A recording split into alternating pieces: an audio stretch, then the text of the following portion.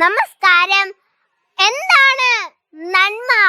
നമ്മൾ മറ്റുള്ളവരോട് സ്നേഹത്തോടെയും ദയോടെയും പെരുമാറുന്നതിനാണ് നന്മയെന്ന് പറയുന്നത്. നമ്മുടെ വാക്കുകളിലും പ്രവൃത്തികളിലും ഈ നന്മ പ്രതിഫലിക്കണം. നമ്മൾ ഓരോരുത്തരും നല്ല കുട്ടികളായി വളരണം. അതിന് നമുക്ക് എന്ത് ചെയ്യാൻ കഴിയും? ഒന്ന്, മാതാപിതാക്കളെയും ഗുരുക്കന്മാരെയും അനുസരിക്കുക. അവർ നമ്മെ സ്നേഹിക്കുകയും നല്ല കാര്യങ്ങൾ പഠിപ്പിക്കുകയും ചെയ്യുന്നു. അവരുടെ വാക്കുകൾ കേൾക്കുന്നത് നമ്മുടെ ജീവിതത്തിന് ഒരുപാട് ഗുണങ്ങൾ നൽകുന്നു. രണ്ട്, കൂട്ടുകാരോട് സ്നേഹത്തോടെ പെരുമാറുക. പരസ്പരം സ്നേഹിച്ചും മുന്നോട്ട് പോകുക. അവരുടെ സങ്കടങ്ങളിൽ അവരെ സമാധാനിപ്പിക്കുക.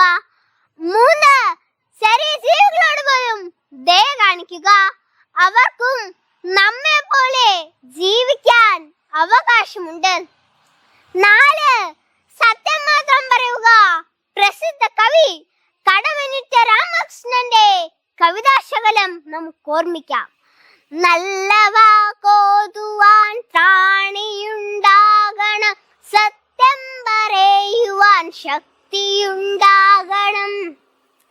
അതെ, നന്മകളെ തിരിച്ചറിയാൻ പറ്റുന്ന ഈ കാലഘട്ടത്തിൽ സത്യം മാത്രം പറയുവാനുള്ള ശക്തി നമുക്കുണ്ടാകണം. നല്ലത് മാത്രം പ്രവർത്തിക്കാൻ കഴിയണമെന്നും കവി നമ്മെ ഓർമ്മിപ്പിക്കുന്നു.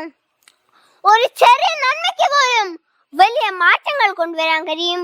ഉദാഹരണത്തിൽ 2018 മഹാപ്രളയത്തിൽ മുങ്ങിത്തന്ന കേരള ജനതയെ രക്ഷിക്കാൻ ജാതി മത വർണ്ണ വർഗ ഭേദമന്യേ കേരള ജനത ഇറങ്ങിത്തിരിച്ചത് നന്മയുടെ വിജയത്തിന്റെ മകുടോദാഹരണമാണ്. നമ്മൾ ഓരോരുത്തരും നല്ലവരായാൽ നമ്മുടെ നാടും ഈ ലോകവും മനോഹരമാവും. നല്ല കാര്യങ്ങൾ ചെയ്യാനും നന്മയുടെ പാതയിലൂടെ നടക്കാനും നമുക്ക് പരിശ്രമിക്കാം. നിർത്തുന്നു. നന്ദി, നമസ്കാരം, ജയ് ഹിന്ദ്.